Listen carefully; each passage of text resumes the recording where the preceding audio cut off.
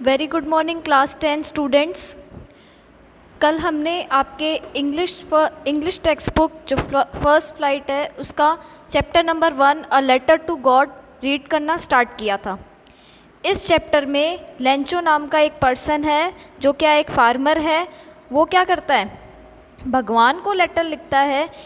और क्यों लिखता है वो मैंने आपको कल भी बताया था कि उसकी जो कॉर्न की फील्ड है वो पूरी तरह से क्या होती है, हेलस्टॉर्म आने की वजह से डिस्ट्रॉय हो जाती है। तो उसी कारण वो क्या है, लेटर टू गॉड लिखता है, भगवान को एक पत्र लिखता है। तो उस स्टोरी में आपने रीड कर लिया था कि वो सब किसका वेट कर रहे थे, एक अच्छी सी बारिश का वेट कर रहे थे। और फिर मिडल ऑफ द स्टोरी आपने देखा था, मिडल ऑफ द चैप्टर हमने देखा था कि बारिश जो है वो होने लगती है। तो उसी से ही अपने आज कंटिन्यू करेंगे। With a satisfied expression he regarded the field of ripe cotton with its flower draped in a curtain of rain. अब बारिश आने लगती है और बारिश जैसे ही आने लगती है तो सारी जो कॉर्न की फील्ड है उसके जो फ्लावर्स उगे हुए थे, उसके साथ में फ्लावर्स ग्रो हो रुके थे उन कॉर्न्स के साथ में, वो सब क्या हो जाते हैं, कवर्ड हो जाते हैं बारिश की बौछार के साथ में। बारिश के साथ में वो पूरे तरह से क्या हो चुके हैं, एक कर्टन की तरह। कर्टन क्या होता है, एक बारिश का पर्दा जो है वो लग चुका होता है उस कॉर्न फील्ड में। But suddenly a strong wind began to blow and along with the rain very large hail stones began to fall. लेकिन एकदम से क्या है, बहुत तेज़ जो है वो हवाएं चलने लगती है और उन हवाओं के साथ में जो बारिश है वो बारिश तो आ ही रही थी, लेकिन उन बारिश के साथ में क्या है, हेल स्टोन गिरने स्टार्ट हो जाते हैं। हेल स्टोन मतलब जैसे बारिश के साथ में कई बार क्या है, ओले गिरने लगते हैं, तो वही जो हेल स्टोन कहा गया है, तो वो ओले गिरने लगते हैं तेज़ हवाओं के साथ में। These truly did resemble new silver coins। अब उनको वो जो हेल स्टोन्स है वो ओले जो है वो एक न्यू सिल्वर कॉइन्स की तरह रिसेंबल मीन्स दिख रहे थे। The boys exposing themselves to the rain out and collect the frozen pearls.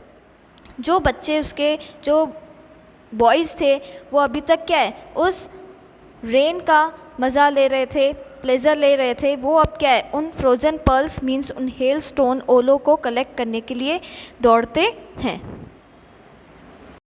It's really getting bad now exclaimed the man, I hope it passes quickly. अब सारे उस जो valley में जो लोग थे, जो मैन थे, वो कहने लगे कि अब ये जो हेल स्टोन है, अब ये जो बारिश है वो क्या है, और ज़्यादा क्या है, बैड होती जा रही है, वर्स होती जा रही है। I hope it passes quickly. सब वो कह रहे थे कि हम ये आशा करते हैं कि अब ये बारिश जल्दी से क्या है, बंद हो जाए। It did not pass quickly. For an hour the hail rained on the house, the garden, the hillside, the cornfield, on the whole valley। लेकिन ऐसा नहीं हुआ। वो जो बारिश है हेल स्टोन के साथ में वो अराउंड एन आवर मतलब 1 घंटे तक वो कंटिन्यूसली हो रही थी।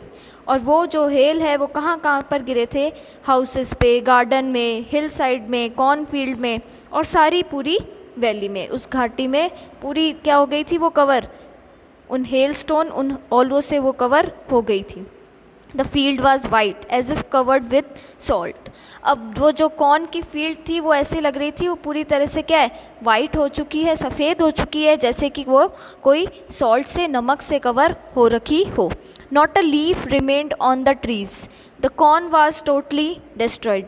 मीन्स ट्रीज़ पे एक लीफ मीन्स एक पत्ती भी दिखाई नहीं दे रही थी या रही नहीं थी। जो कॉर्न है वो पूरी तरह से क्या हो गया था, डिस्ट्रॉय हो गया था। जो मक्का था वो पूरी तरह से डिस्ट्रॉय हो गया था, बर्बाद हो गया था। The flowers were gone from the plants. और साथ ही साथ में प्लांट्स, पौधों पे जो फूल उगे हुए थे वो भी क्या है, अब पूरे डिस्ट्रॉय हो गए थे। Lencho's soul was filled with sadness. Lencho की जो सोल है, लेंचो का जो मन है, दिल है, वो पूरी तरह से उदासी से भर गया था। When the storm had passed, he stood in the middle of the field and said to his sons, a plague of locust would have left more than this। अब देखिए, लेंचो का दिल बहुत ज़्यादा क्या हो गया था, सैड हो गया था। फिर वो जब तूफ़ान थम गया था तो लेंचो जो है वो अपनी फील्ड में अकेला खड़ा था। आप इस पिक्चर में भी देख सकते हैं। और वो अपने सन को, अपने बेटों को क्या कहता है कि एक जो लोकस का जो प्लेग है, लोकस क्या होता है, जो टिड्डियों का जो झुंड होता है, वो भी क्या है, इस तूफ़ान की जगह कुछ, वो भी अगर हमारे फील्ड से गुज़रता तो वो कुछ ना कुछ रिमेन रखता, मतलब कि कुछ ना कुछ जो कौन है वो अभी तक भी उसके फील्ड में रहती। लेकिन उस हेलस्टोन ने हमारे पूरी जो कौन की जो फील्ड थी उसको डिस्ट्रॉय कर दिया है। ये बात वो अपने बेटों को कहता है। The hail was left nothing, this year we will have no corn. और साथ ही साथ में वो अपने सन को कहता है कि इस हेल ने, इस तूफ़ान ने कुछ भी नहीं रखा है, मतलब हमारी सारी जो कॉर्न है वो अब ख़त्म हो चुकी है। इस साल हमारे पास में कुछ भी कॉर्न नहीं आने वाली है। That night was a sorrowful night. वो रात जो थी वो बहुत ज़्यादा क्या थी, उदासी भरी नाइट होने वाली थी। All our work for nothing. Lencho कहता है कि जो भी हमने इतना हार्ड वर्क किया था अपने फील्ड में, अब उसका हमें कुछ भी रिज़ल्ट नहीं मिलना। There's no one who can help us. अब ऐसा कोई इंसान भी नहीं है जो हमारी मदद करेगा। We will all go hungry this year. इस साल हमें क्या है, भूखा ही रहना पड़ेगा, क्योंकि हेलस्टोन ने क्या किया था, उसकी पूरी जो फसल थी कॉर्न की, मक्के की जो पूरी फसल थी, वो उस ओलों की वजह से क्या हो गई थी, खराब हो गई थी। But in the hearts of all who lived in that solitary house in the middle of the valley, there was a single hope, help from God. लेकिन उस घाटी में जो उस अपने घरों में रह रहे थे लोग, उनके दिलों में अभी तक भी क्या है, एक होप थी, एक आशा थी। और वो आशा उन्होंने किन से रख रखी थी, गॉड से, भगवान से रख रखी थी, क्योंकि उनके पास में अब कोई भी ऑप्शन रिमेन नहीं था। उनके पास में सिर्फ एक ही ऑप्शन था, एक ही होप थी कि उनकी मदद अब कौन कर सकेंगे, सिर्फ भगवान ही कर सकेंगे। Don't be so upset even though this seems like a total loss, remember no one dies of hunger. अब वहाँ पे जो लोग थे वो एक दूसरे को कह रहे थे कि इतना भी अपसेट मत हो, ये हमें क्या है, एकदम पूरी तरह से बर्बादी, लॉस लग रहा है। लेकिन आप सब लोग ये भी याद रखो कि कोई भी भूखा नहीं मरेगा। That's what they say no one dies of hunger. इस तरह से वो सभी कहते हैं कि कोई भी हंगर की वजह से नहीं मरेगा। All through the night Lencho thought only of his one hope, the help of God whose eyes as he had been instructed see everything, even what is deep in one concise। अब उस पूरी night जो है Lencho यही सोच रहा था, एक ही उसके होप थी कि उसको अब किससे मदद मिलेगी, भगवान से मिलेगी। whose eyes as he had been instructed see everything, क्योंकि उसको ये विश्वास था, ये फेद था कि भगवान की जो आँख है वो पूरी, वो क्या है, पूरी उनकी ऊपर ही है, वो सब कुछ क्या है, उनका जो भी अभी कंडीशन है वो देख रही है। Even what is deep in one concise, मतलब भगवान को सब पता होता है कि किस इंसान के मन में क्या चीज़ चल रही है, ये भगवान को सभी पता होता है। वो कहता है कि भगवान की आइज़ उनके ऊपर ही है, उनकी जो अभी प्रॉब्लम है, जो समस्या है, उसको सिर्फ भगवान ही सॉल्व कर सकते हैं।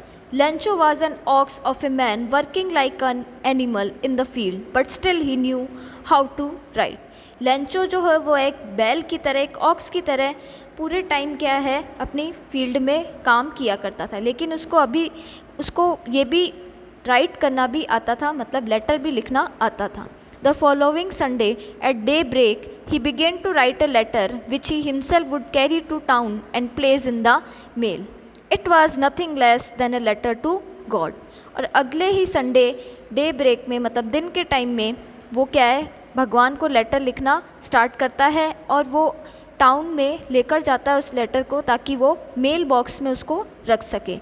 वो लेटर कोई आम लेटर नहीं था, वो लेटर क्या था? लेटर टू गॉड था, जो इस चैप्टर का टाइटल भी है कि ये लेटर क्या था, उसने भगवान को लिखा था। अब अपने देखते हैं इस लेटर में उसने लिखा क्या था। चलो, God he wrote, if you don't help me my family and I will go hungry this year.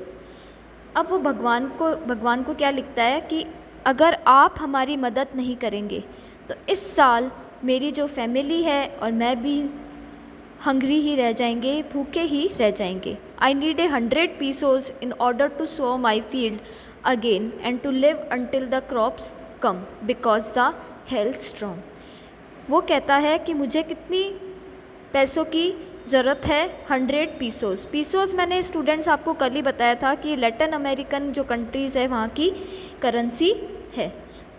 वो कहता है कि मुझे 100 pesos की क्या है ज़रूरत है, ताकि मैं फिर से अपनी फील्ड को क्या कर सकूं, सो कर सकूं, फिर से क्या है मक्का उगा सकूं।